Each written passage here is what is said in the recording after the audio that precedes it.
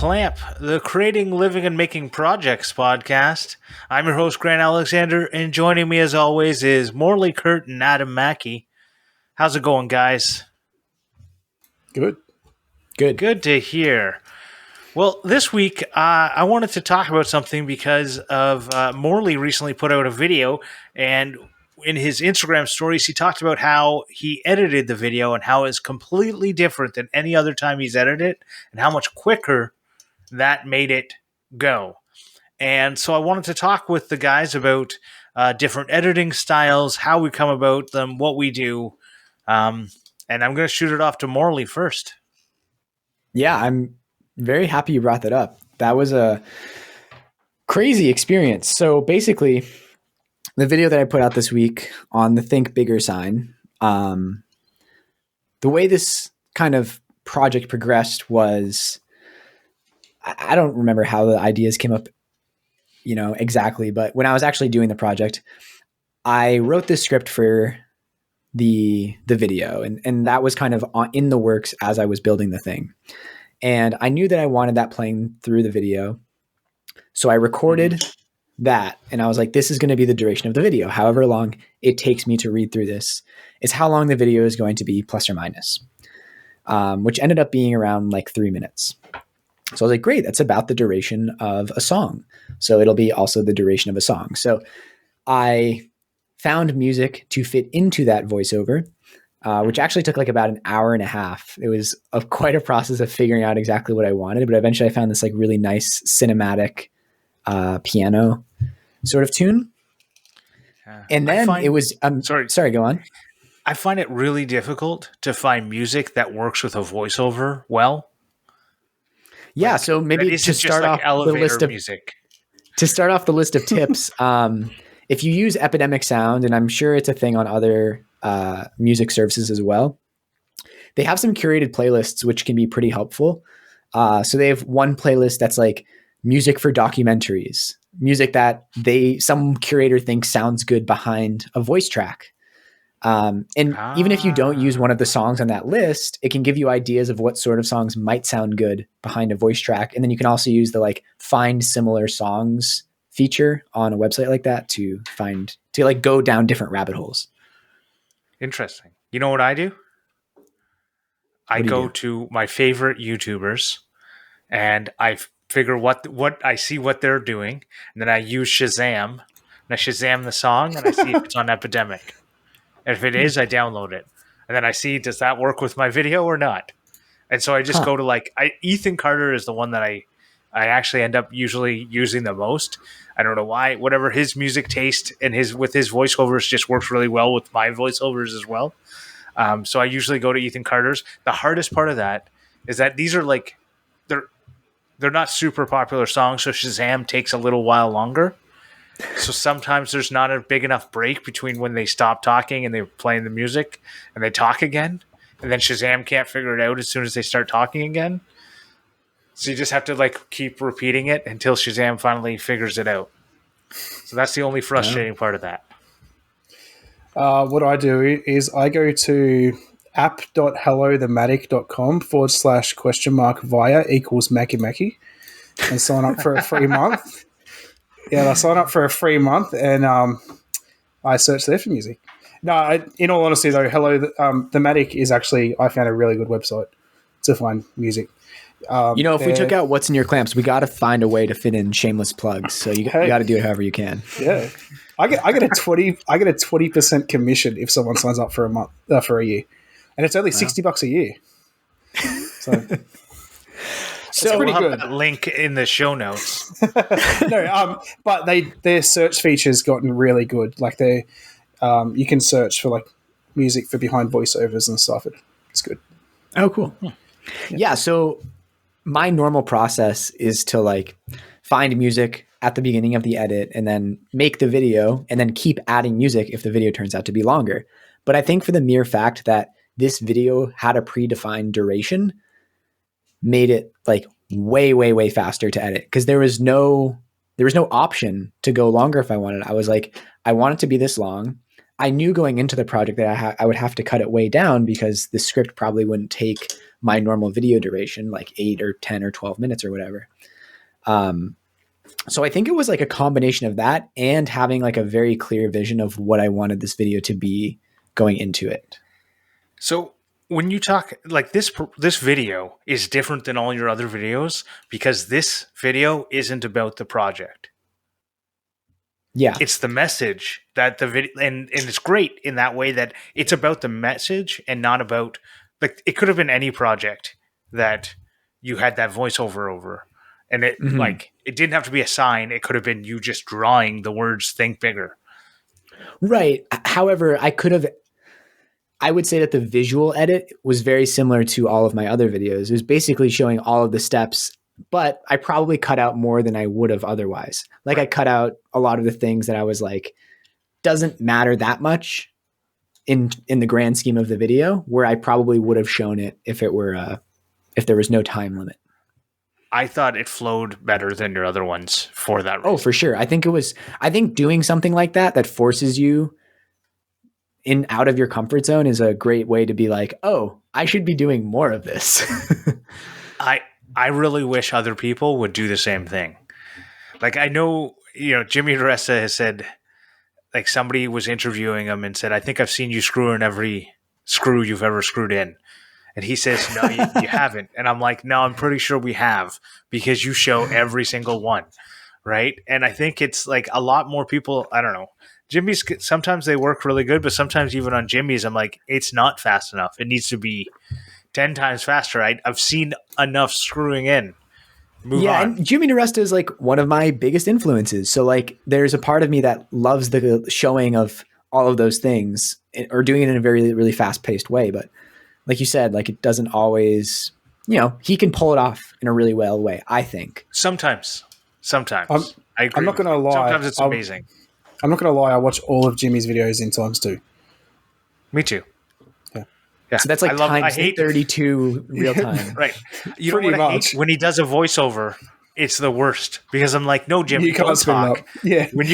Yeah. Now I can't speed it up because I can't understand you. Sorry, Jimmy. So, Morley, why did you decide to make the video a specific length? Well, I wanted to say all these ways that like I'm going to achieve my dreams. Like that was the original idea. Like I wanted to make a list for myself and then communicate it to the audience. And to add anything else to the video didn't really seem necessary. Actually, I was talking about this with Eden after she watched it and was like telling me like why she liked it. And one of the reasons, she was like, I was kind of expecting at the end you to come in and maybe say something about the project itself. But the fact that you didn't felt very right. Yeah. I felt like it didn't need anything extra. And I got in this like stupid argument with someone on Reddit who was really frustrated that the voiceover had nothing to do with the project. And I was like, you can actually show something on video without explaining it. Like you can do that. It's allowed. And he was not having it. I don't know what you're talking about. The voiceover had everything to do with the project. I know, but he was looking for technical details. No, I know. I'm just, it's so difficult when they don't understand that, like, not everything. And it's fine. Like, eventually I came down, my diffusing of the situation was, clearly this video isn't your cup of tea, which is fine. If you have any questions about the technical details, I'd be happy to answer. Right. But not every video needs to be a DIY or a how-to. Not a DIY, sorry, a how-to. Exactly. Right? Did you put how to make a think bigger sign in your title? No, the title of the video is how I'm going to make my dreams a reality, which I feel like the voiceover is very clear on. All right, so that's one. Do you have anything before I move on? That's one way of doing the video, is coming up with a clear message first and then cutting the video to whatever. And I feel like that's like an inspirational video. Like an inspirational message is done really well that way. And if you have you could have a number of projects and a number of messages that might work well with that. And I think you can also you would do that same process if you were editing a video for TikTok or Instagram. If you're trying to fit in that 60-second requirement, which I've like also done a fair bit of, it's an exercise of like trying to squeeze all the action into exactly 60 seconds. Yeah. Which, to throw his name out there, I know Ethan has talked about before, is a really cool exercise sometimes. It's like, I'm cutting out all the fluff. Let me just get in exactly what needs to be said. And it's kind of fulfilling. It is, but I think that's a completely different thing. That's a different constraint. Because Well, it's still a time constraint. Yeah, I agree. It's still a time constraint, but it's a different time constraint. It's not one self-imposed, right? Like if your message was 20 minutes long, would you have made a 20-minute long Think Bigger sign video?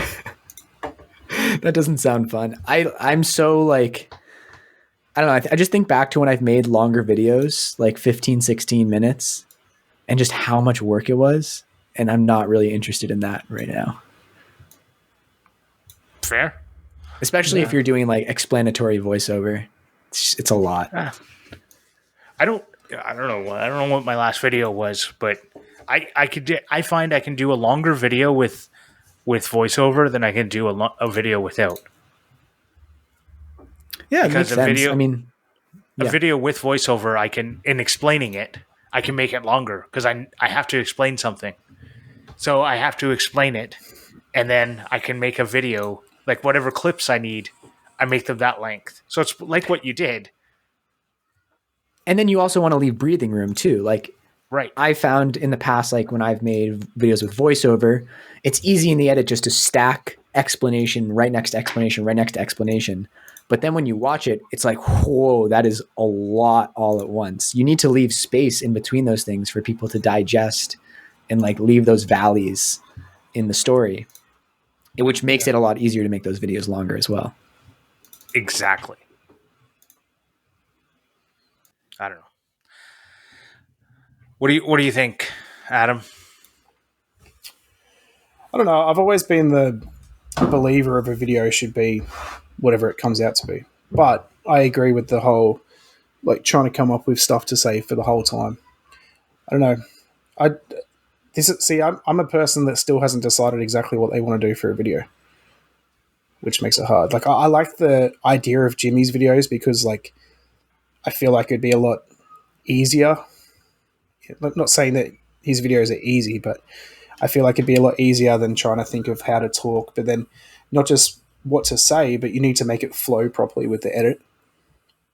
Whereas I think just speeding it up would be a lot, I don't know, a lot better to make a video. I don't know. I think there's a reason why Jimmy shows every single screw being screwed in. It's because he doesn't do the voiceover. So because he's not explaining anything, because he doesn't say, and then I screwed it together, bzip, right? And then he shows two screws together. He shows them all because then as you're seeing it, you're going, I get it. Okay, I'm understanding what he's doing here, right? So I think there's ways that I don't know, the clips are longer, they show more, but they're also not as long. It's a really screwed up thing, and you really need to be a video editor to get it. But a lot of people I've noticed are really pushing into the, no fast. I've seen a lot of channels switch it up, and they're no longer doing any sped up footage. Yeah, I've noticed that too. And I'm personally not a fan of that because I already watched everything at 2 times, so I want everything to be at 16 times. I'm cool with that, but I don't know. I'm both ways. If it fits with the voiceover, then it doesn't bother me. But if it was like, say, a Jimmy video where they're showing every screw, no, it doesn't work. Right. Well, I think it's a different. You need to think about it differently when you're editing that. Yes. And right, like 3 seconds of sped up table sawing is a lot, and 3 seconds of regular table sawing is nothing. Yeah. Well, you take, say, for instance, when I edit, usually I'll make a rough copy of my edit, and then I'll watch it through and make a voiceover. Like, I'll type up a voiceover.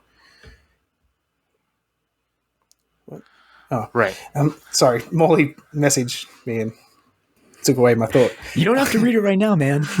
I know. No, we do. I don't Sorry. think you understand. The fact that you were even typing something made me go, I can't think. Exactly. I just see Morley is typing down the bottom, and I'm like, what's he going to say? Anyway, sorry. So my editing, I make a rough edit, then I'll type up a script, and then I'll come record the script, and then I'll add my script in, cut up my talking into all the points, and then I'll actually speed up or slow down the video for that part to fit into that speech that I've said, if that makes sense. Right. So not actually trying to make it fit in where you don't have that ability to adjust the speed to make it fit in what you've said would be a lot harder. Right. So I do it differently. I do it differently than Morley does, definitely.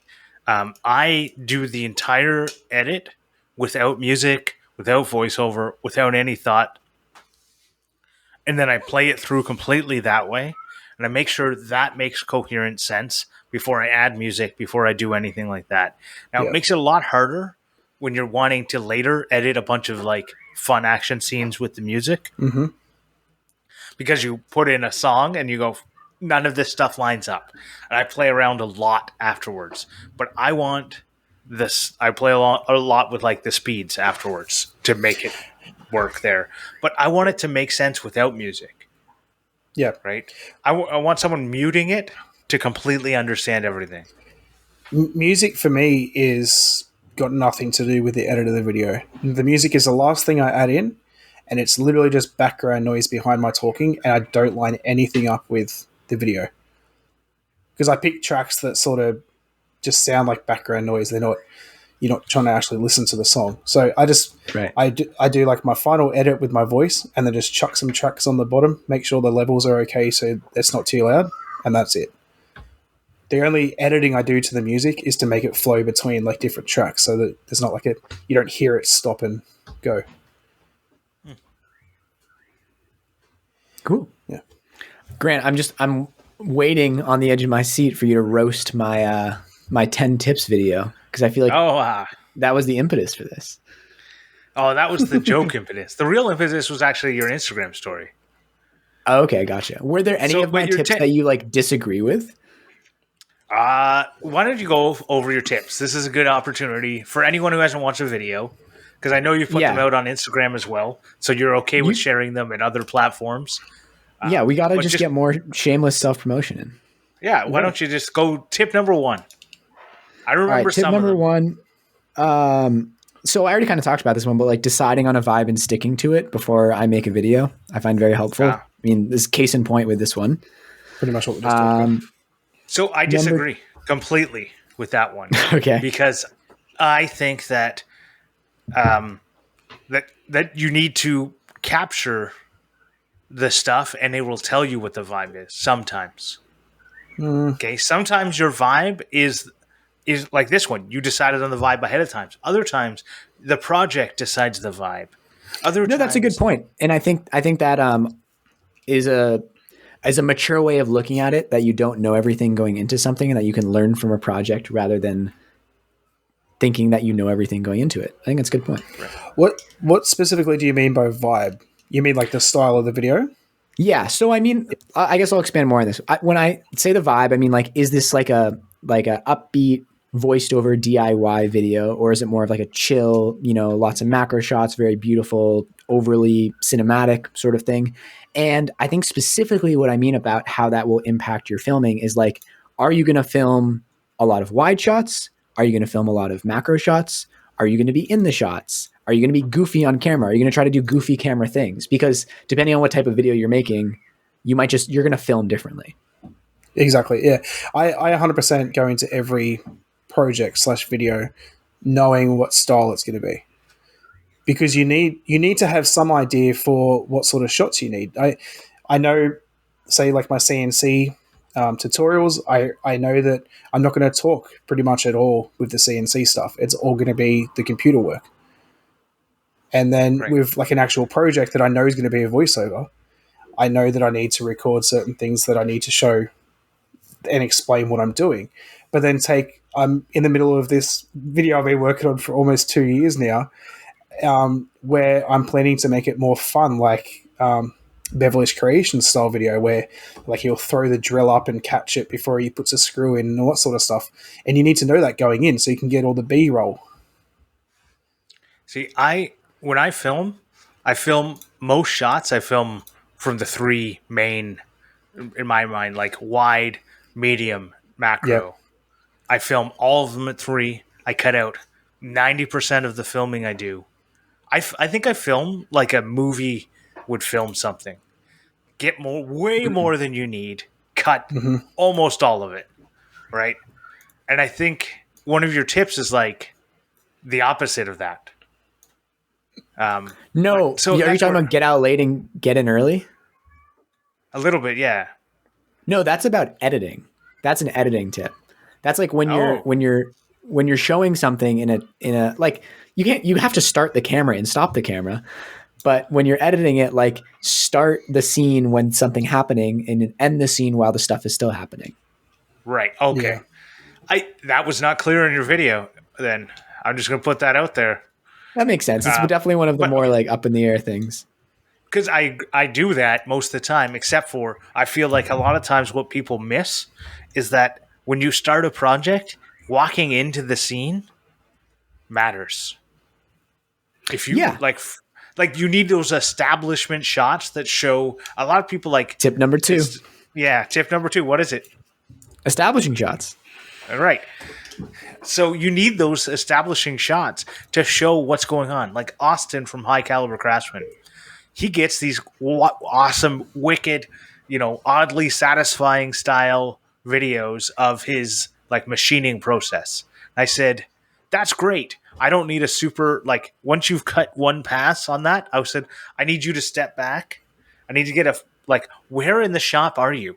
Because if all I see is like your milling machine or your lathe doing its thing, I don't understand how that relates to you. What are you doing there? Do you just stand there like, or are you like? So one time, I've always found that with any machining videos, like with this old Tony, I can't imagine how the person is operating the lathe. Like how does one even do this? So one day his dad came over and helped him film or whatever, and not this old Tony, but Austin's dad came over and helped him film, and it showed him like cranking the things, and I went, this is awesome. This is the stuff that I really like makes me understand what you're doing while the machine is doing its little thing. I don't know. Yeah. I don't want to go through all. I keep almost leaving the page, and I thank you, Firefox or Chrome, for not letting me. I don't want to go through all these one by one, just because it feels a little like a lot of self promotion. But I think a lot of these. No. I'm telling you to do it. Okay, so a brief interlude.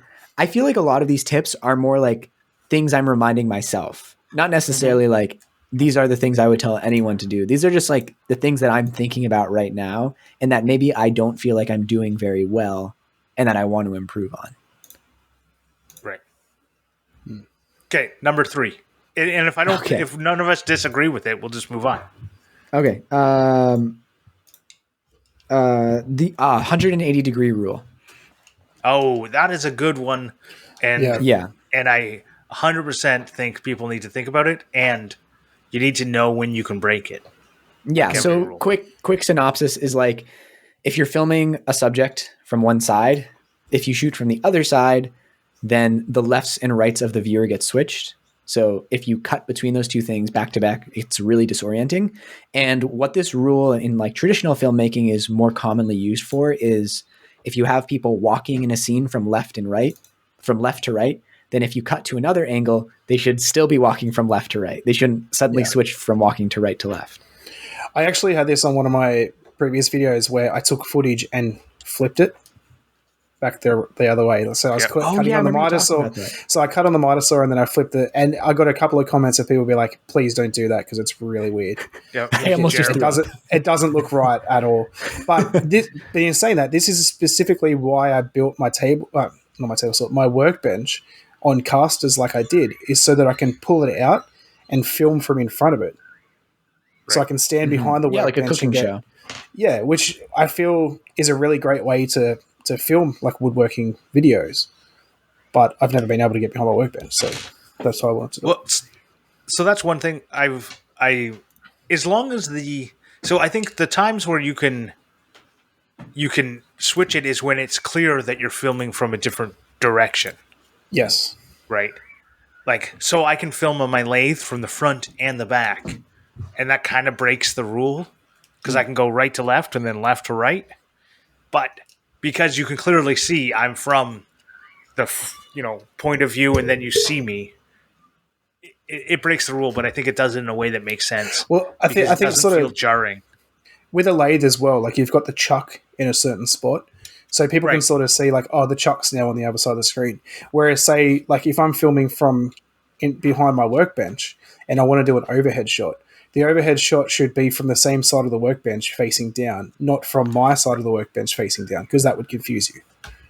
Totally. And so I think about it like I think about a hockey game or any sports ball game that you want to think about is that it's always like you got to show it all from the same side unless you're Right, I showing never thought about replays that. because or else you'll get confused on which side is which. Why Yes. are they just started going the wrong way? Yeah.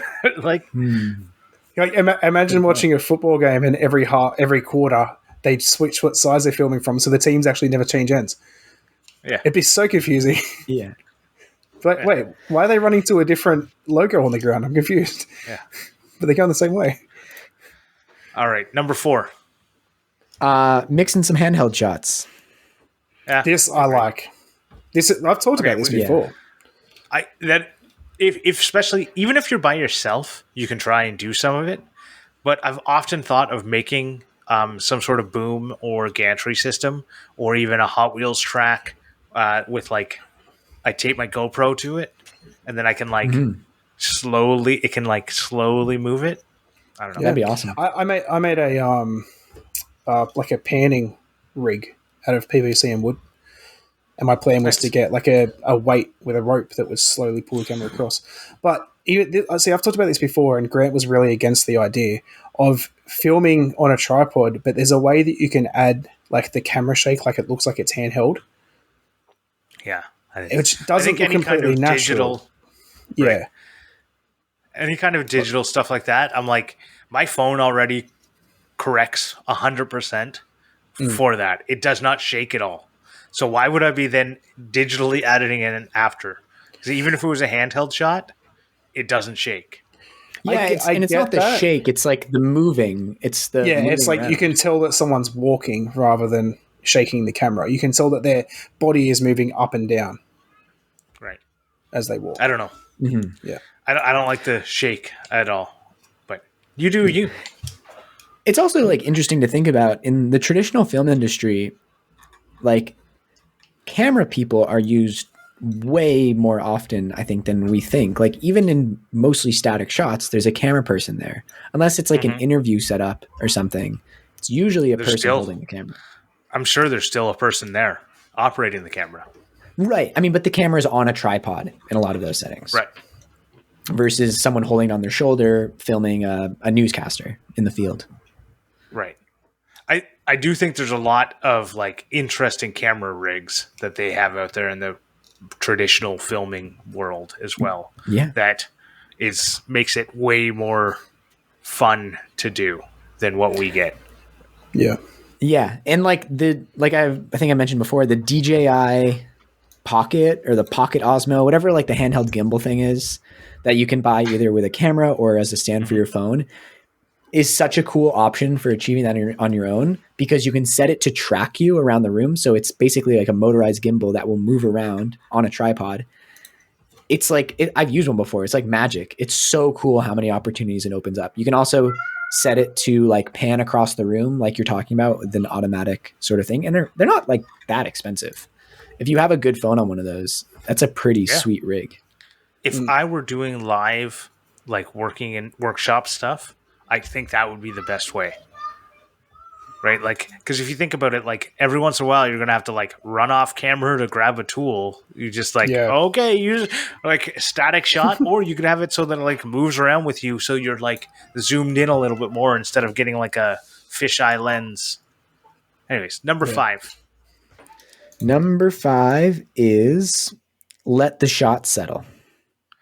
And this one, I wish I did better because it's one that I definitely need a reminder all the time because there's been so many times where I've like, for some reason, clicked the off on the camera before the shot settled. And I'm like, if I just had like another half a second there, it would be so much better. And I think this is like probably the most esoteric one that doesn't really make any sense for people who don't make videos. I think it really is when you're editing stuff together, it's so frustrating if the clip, it like starts with the camera already moving and then it ends before it's finished moving. Yep. I think it's more jarring to the people watching it than I think.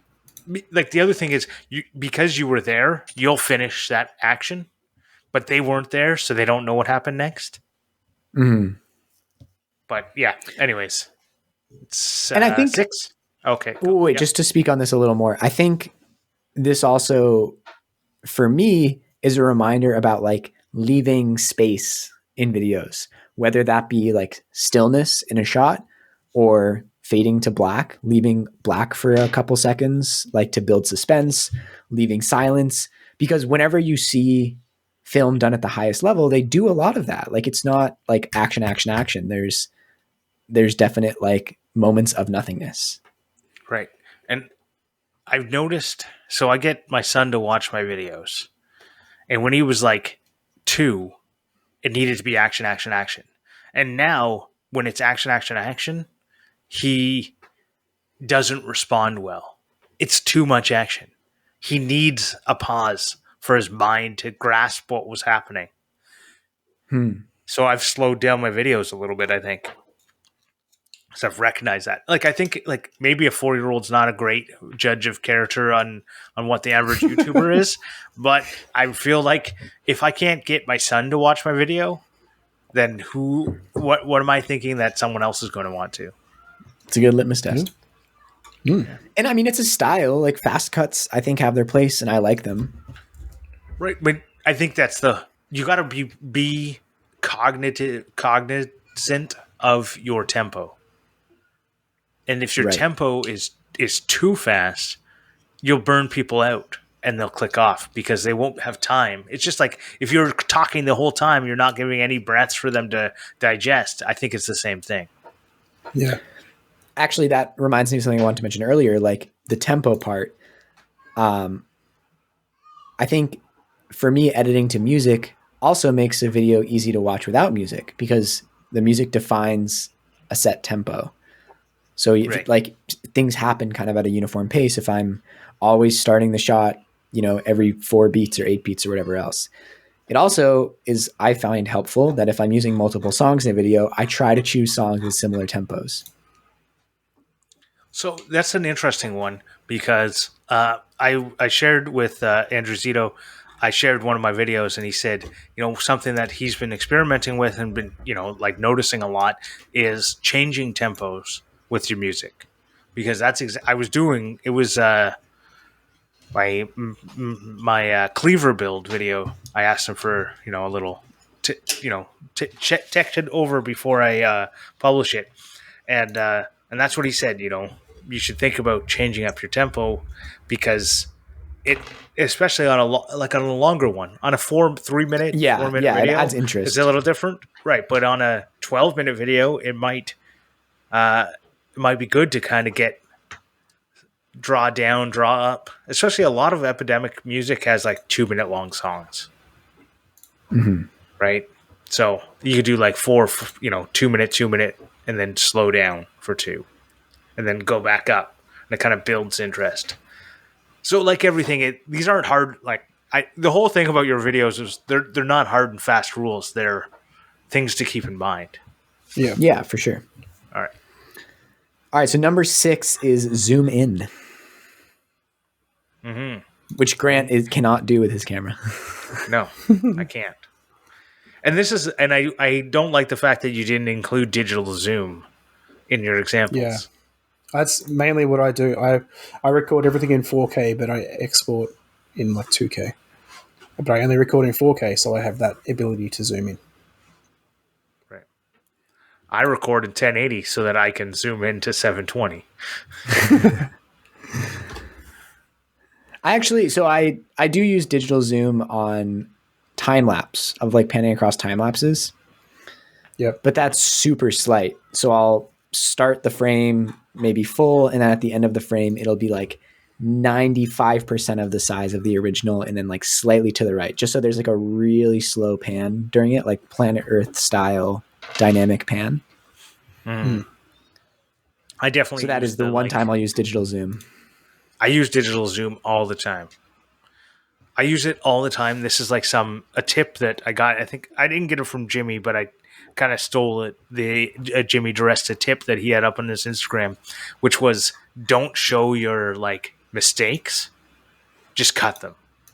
And I do this all the time, and people probably don't notice it because I try and like match up the frames. But if I fumble with a tool, I cut that all out. Just cut it out. No one needs to see you fumble with the tool. Try and match up two frames that look similar. Most people won't notice the fact. And you cut out between the two. So if I drop my screwdriver and I pick it back up and I needed to have the before and after because it was only halfway screwed in, just cut that whole part out and your hand will be close enough. And no one will notice it because no one's noticed it. No one's ever mentioned it before. No one's noticed it. No one mentions it in Jimmy's videos. No one mentions it in my videos. So, something I do with our videos for the podcast is if I need to cut out some audio, I'll make sure I change the camera at the same time. So, Yep. So I'll cut to a Brady Bunch of the three of us talking, and then if I have to cut out something, I'll go to the next person that's talking, and you never even notice it. But Right. if I didn't do that, if I kept it as the Brady Bunch, you would notice the jump of like a little bit of movement or something. And that's where I use digital zoom a lot. Is if I want to cut out something that I did, I'll just zoom in to the next one. No one's going to notice that for sure. If I do like a little bit digital zoom in on my cut, no one's. But as a jump cut, right? So like there'll be a hard break between the two. Yeah, I'm not fading it. No, I don't. I thought about this. I thought about this when I was watching. I skimmed through Morley's video, to be honest. But I thought about this when I was watching it. Is I get really annoyed when I see like even I Like to Make Stuff does it, where you can tell that they've recorded the same like intro like 10 times, and they've taken little pieces from each one to make it right. Because like obviously he's laughed or something, and you can see the little jump like halfway through a sentence where they've used like a different footage from a different part. I'm like, just change the angle, like use a second camera or use a digital zoom or something just to take away that little jump, just to hide it.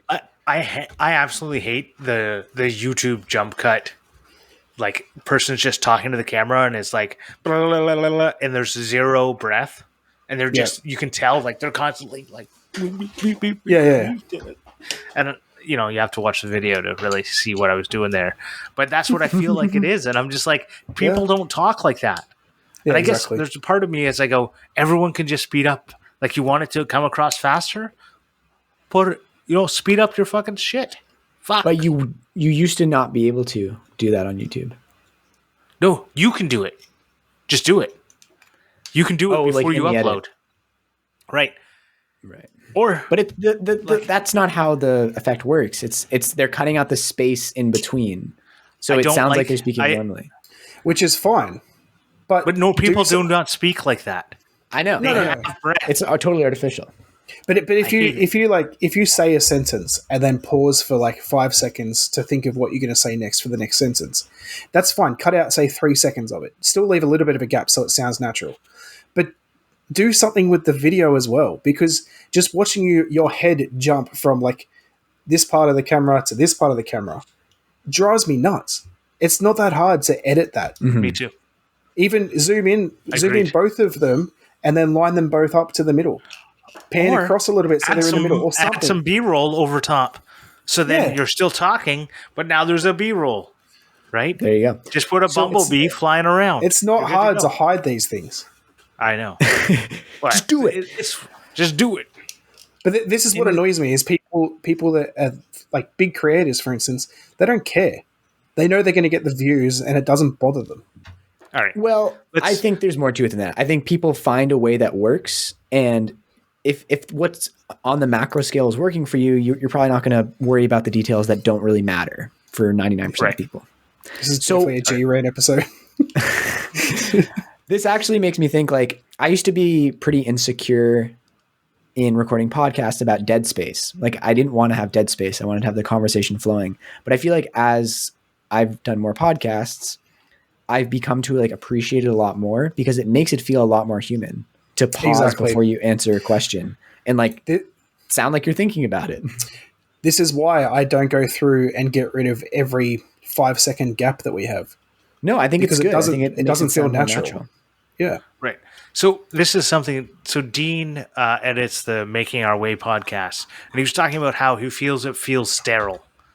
And I think he's missing the point that because it's an edited, like, for content and time, he's cutting out a lot of the pauses, which make it feel less natural in my mind. I haven't mentioned it to him, so I guess when he listens to this, he'll hear my thoughts on it. But that's what I think. I think that's why he's feeling it that way, because a lot of times what I'm hearing is because I know he'll take two parts of two different conversations and he'll have to bridge them together, and it doesn't even feel like someone's had a breath.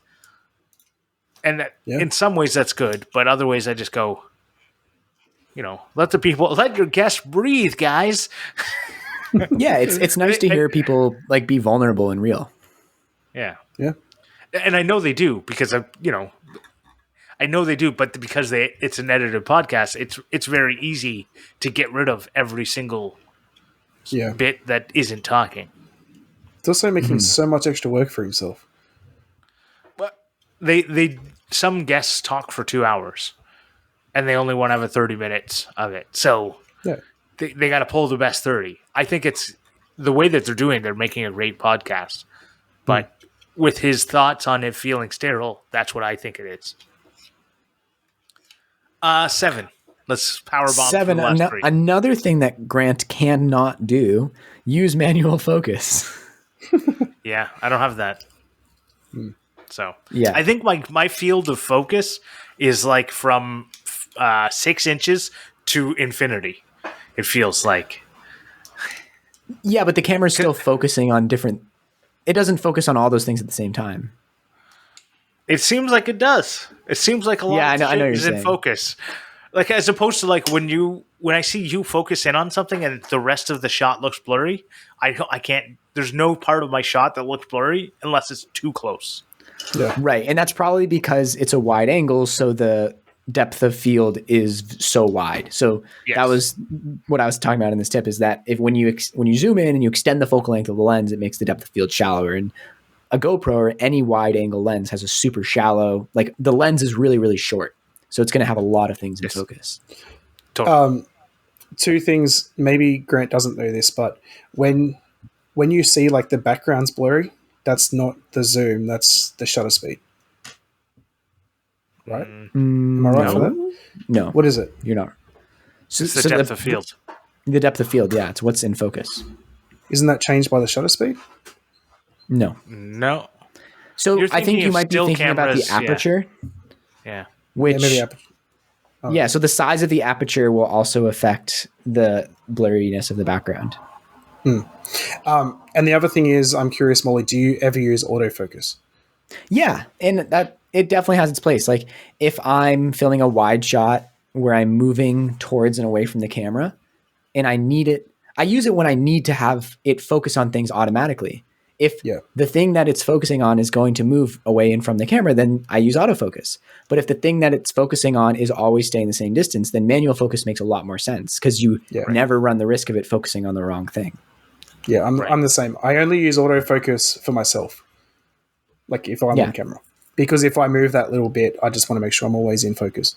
But if I'm doing any like still shots of like a tool moving or something, it's always manual focus. Well, I know that's a great tip for anyone who can do that. Number 8. All right, 8's probably like the weakest tip. Just like be aware of where your light's coming from and what color it is. Yeah, I agree. I don't care about that one at all. Because I don't. Well, I don't open my garage doors for a reason, and I don't do it because half the time I'm working at night, and so the only available light is above me, and it's whatever 400 billion kelvins or whatever, however you measure it. And so if I opened it, I have a couple times, and it completely feels like a different space. Yeah. And then I can't replicate that for the rest of the video. So your use daylight tip is the other one I disagree with, because it really makes it so that a part of your video doesn't look like the rest of it. But I don't think that's a bad thing. I think if you lean into the fact that you're filming in different settings, then different settings the viewer understands that. I only film if I only film my garage or my basement. I don't want them to look different shot to shot, right? Like, because some days, so we talked about this in the pre-show. Unlike you, when I might have a half hour here and in mid-afternoon and another hour at night to get 2 different shots done, and it's like cutting 2 different pieces of one like 4x8 sheet of plywood, right? I want those 2 to look the same. I'm never going to use natural light. Right. Whereas where I will, if I am shooting in 2 different settings, like it'll be like 2 different parts of the video. Right. And that makes sense. That's different. So before you move on, you say you don't think about like the lighting and stuff, but you did originally, right? Because I'm the same. My shop is lit up a certain way. I film, my camera is set up a certain way for the lighting I use, but I took time to get that right.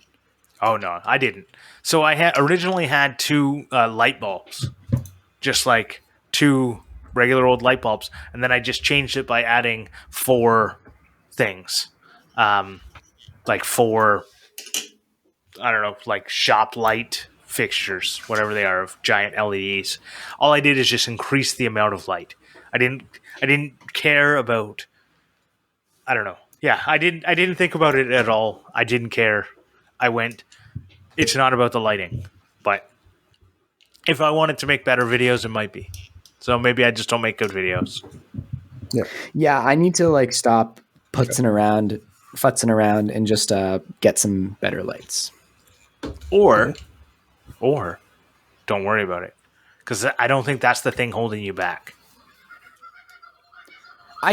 There's definitely times when like it's hard to see what I'm doing, because I'm working on something like right now, I'm like making something out of black 3D printer filament, and you like can't see me operating on my desk because the lighting's not good enough.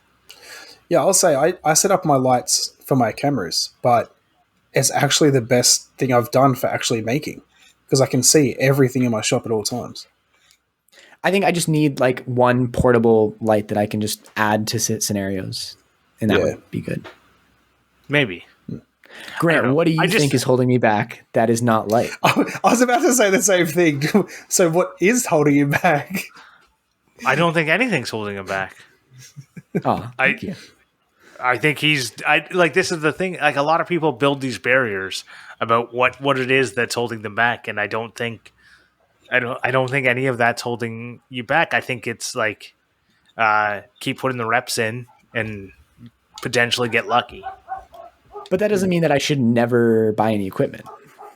Oh no, I just don't think it. Okay, I'm not saying you'll keep making videos regardless if you get the light or not. Yeah. What I'm saying is, don't let the light be a reason you didn't do the video. Don't let a new camera be the reason you didn't do a video. Don't let the fact that it's not. I know. I'm telling this to the listener. Yeah. Oh, yeah. When I talk to you, sometimes I'm talking. Right. It's not just that. I know. There's more. You can get lost in the fact. But yeah, don't let things hold you back like that, because a lot of people go, well, I need to paint the wall of my garage before I do a video. Like, no one's looking at the wall of your garage. Unless it is a blackness that is like absorbing all light, no one cares. Number 8. That was number 8. Number 9 is film outside. All right, we already talked about that. Number 10. And then number 10 is going to be the best. Get out early. Get in late, get out early. Bye. I agree with that one, and I wish people would do it more. But you know what? At this point, I'm going to thank our patrons. Thank you so much to our F-Clamp level patrons, Brent Jarvis from Clean Cut Woodworking and Vincent Ferrari from Because We Make. For all of our patrons, we do a pre-show and an after-show. It's up on our Patreon. You can get our RSS feed uploaded into your favorite podcast player. I tend to release them the pre-show is 1 minute before and the after show is 1 minute after. So if they all download at the same time and you just play them based on when they first appeared in your thing, you should be good to go. You also get a keychain made by Morley himself. Go Morley. I will also say that since we've changed formats to do What's in Our Clamps in the pre-show has gotten a lot better. Like if yeah. Listening to the pre-show and after show, it might be a reason that you want to become a patron. Like I would say, yeah, you should. It's good. And the last week's after show was really good. There's a lot of secret stuff in that one. Oh yeah, that was really good. So yes, you get a numbered keychain. So they are one-offs, numbered. There's only one by every number. Yeah, Billy from Him and I Woodworking is getting the first natural dyed or undyed clamp keychain. I asked him if it came out really well, like off the stamp. And I was like, I think I should keep this natural. Is that good with you? He's like, hell yeah.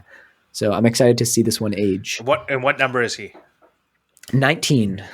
Number 19. Thank you so much to everyone. It's been awesome.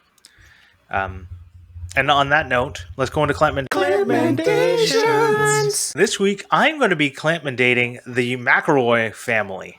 They have a YouTube channel where you can find great McElroy family stuff. They do My Brother, and Me, and The Adventure Zone, along with a host of other things. But recently, Griffin has been doing the streaming of Guy Fieri version of Zelda, where he's doing a one-hit kill. So the little character looks like Guy Fieri. It's a one-hit kill, so no matter how many hearts he has, one-hit kill. And on top of that, everything is randomized throughout the entire game. So instead of like collecting the right loot, you end up like, I think he got the Master Sword super quick. And he has like a laser sword, and he was like way too early in the game to have it. So it made that part really easy, but he still dies with one hit. Anyways, he does like these fun little video game things every once in a while. He did like a pacifist version of World of Warcraft at one point, which was really fun, where he tried to get to the headquarters he was an Alliance player trying to get to the headquarters of the Horde and not killing anyone at all. So he only did quests along the way that were like collect 100 berries and give them to me. That's the only quest he did. And he made it all the way there to give that person a hug. He gave like the Horde leader a hug, which was, a fun little thing. And he was playing on a PvP server, so he died a lot. Anyways, you can go watch that too. That was fun. All right. I found this band a couple weeks ago, and I posted in the Makes on Zoom Having Coffee group. The band is called Lawrence, and specifically they have this song called Don't Lose Sight, which they have an acoustic version on their YouTube channel, which is like absolutely incredible. So they're like an indie rock band. The female singer is like amazing. She's kind of like a once in a generation voice, I would say. And this video itself is kind of like become a phenomenon. Like all the comments are like this gave me chills. Nothing has made me this happy in so long. There's like tens of reaction videos to it just because it's so happy making and impressive, like the talent of everyone in it. It has this very like gospel choir sound. They have like 3 pianos in the acoustic performance and a whole horn section and like 10 backup singers. And it's like, I just watch it, and every time I watch it, it like makes me simultaneously like emotional and very happy and just like hopeful. So that video in particular is really, really good, which will be the one I link, but the band as a whole is also awesome. They have another really cool live performance of their song Freckles, which is very unique. It has like a very different sound from a lot of other stuff. So yeah, check it out, especially if like you need a little boost. Very interesting. Can always use a little boost. Yeah. Adam?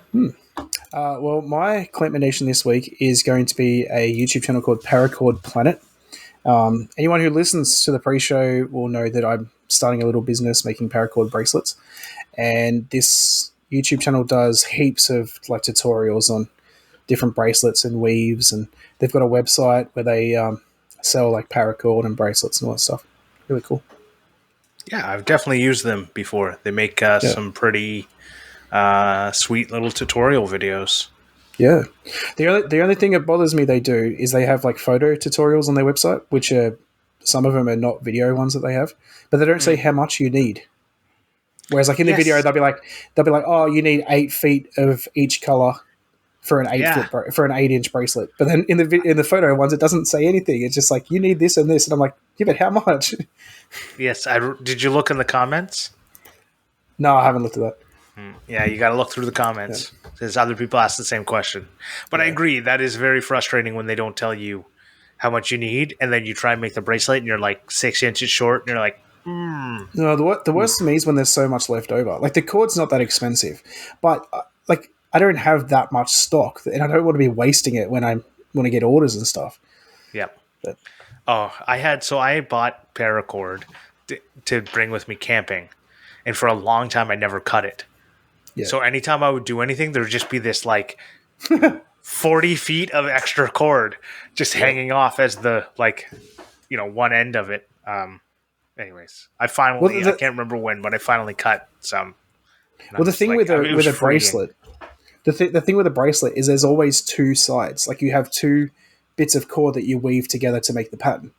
So you were to keep but if you were to keep them that length, right? Well, I know. It kept them full length. You're then going to have to cut off 2 long pieces. It'd be okay if you were left with 1 long piece at the end, but you never are. Yeah, I know. So you have to cut it to a certain length. Yeah. Well, we're going on to Australia. We're going on to Adam's Australian Word of the Week. Yes. This week is going to be Billabong. Well, that sounds like sexual I've heard this to me. Before. It's not sexual. You definitely may have heard it because it's in a song, a very famous song. Oh, is it Land Down? Is it from Land Down Under? It could be in that, but that's not the song I'm thinking of. Billabong. Use it in a sentence. Trying to think of a good sentence. I took my Billy to the Billabong. You took your Billy? Billy? Maybe? What's a Billy? Like a goat? Well, no. It's, I can't say what a Billy is because it's another word of the week. Well, just say it. Yeah. Okay. A Billy is... Oh, it's going to give it away, maybe.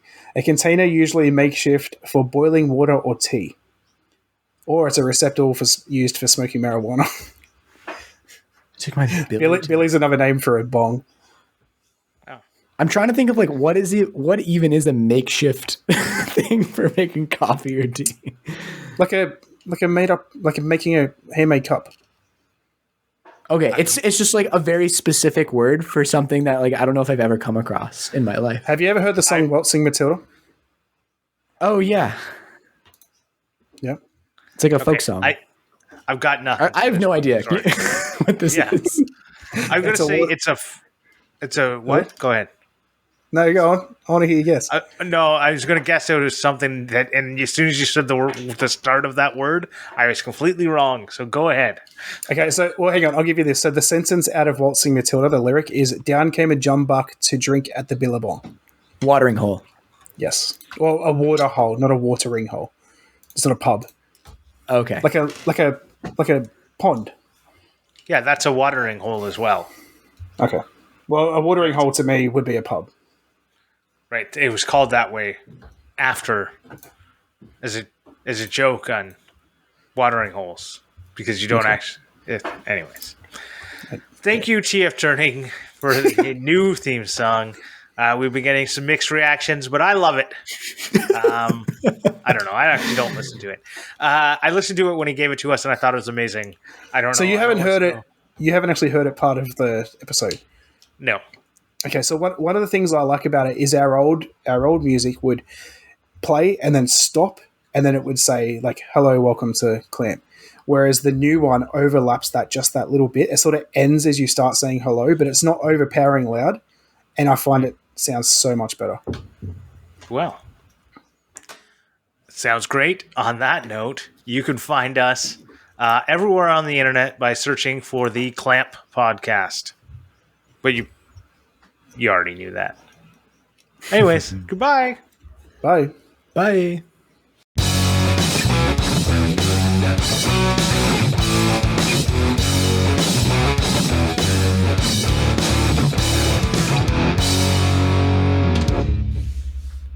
Bow, bow, bow, bow, bow, bow, bow, bow, bow, bow. That's the old one. Now I remember the old theme music. I was thinking, I really don't remember it, and you saying that made me remember. But you never sung it right to begin with. Yeah. I sung it right for me. Right. And I sung it incorrectly based on how you would sing it. So Yeah. I don't even think I got as good as you did. Game of broken telephone.